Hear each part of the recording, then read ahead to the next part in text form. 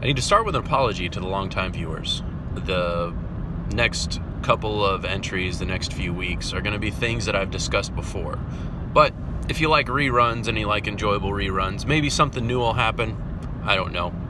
It reminds me of, say, the new Roseanne Barr TV show, which just got reintroduced, which I didn't watch because I really don't care.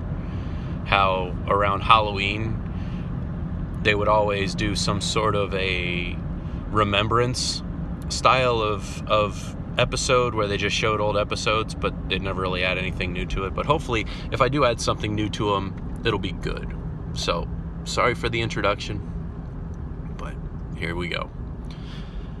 The Sewing Circle, our philosophical group, was comprised of many different people. It wasn't an official club, so we didn't have a set, and still don't have, because the Sewing Circle is still alive, and still don't have a set roster. If you want to be added to the roster, throw your hat into the ring, and nobody's really keeping track. I want to profile as many of these people as possible. What I thought about them, what I like about them, how they helped and contributed to my education and the furthering of just the conversation.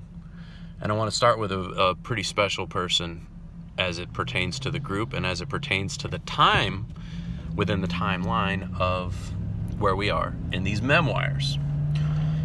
Guy who went by the channel name UrbanCombatSurvivor.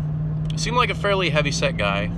In the background of his videos, he'd be making videos. Some people make videos while they're making bullets. UrbanCombatSurvivor made videos while he was rolling home-rolled cigarettes. The interesting thing about UrbanCombatSurvivor, and so you know, this is going to span a couple of these entries because my intro is too damn long.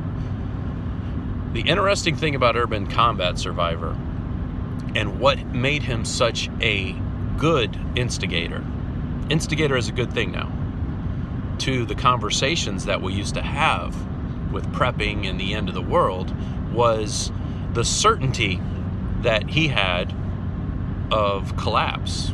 He was dead set sure that bread was going to be $75 a loaf next year. That's kind of his philosophy. He usually seemed very convinced that elections weren't going to be held because Obama was going to do an executive order or something along those lines. What made him great, truly, truly great, is UrbanCombatSurvivor started from that point of view, and he was willing to hear out and explore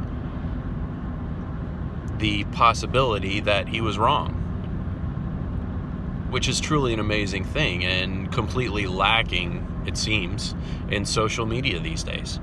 Everybody's so damn certain that they're right, so damn certain that their point of view is the only one that means anything, the only one that matters, and they're so afraid that if they don't express their point of view, and they're afraid that if they do listen to somebody else's point of view and apply it to theirs, that their point of view will get obliterated because their answer is the only right one. And maybe they're right. And maybe it is really critical. History would show that it isn't. History would show that the more certain a group is, the more likely it is to make a mistake that they are dead set on digging their heels and pursuing. So that's UrbanCombatSurvivor. And an instigator in a conversation is critical, because you need that counterpoint, or else there's nothing that really drives the conversation. Imagine it like the yin and the yang. If you're all just a bunch of yins, you're only going to make it halfway around. You need that yang to propel it and to go full circle. So I don't know if UrbanCombatSurvivor was the yin or the yang, but he certainly was, and we will get into him more in depth on the next episode. Catch you on the next one.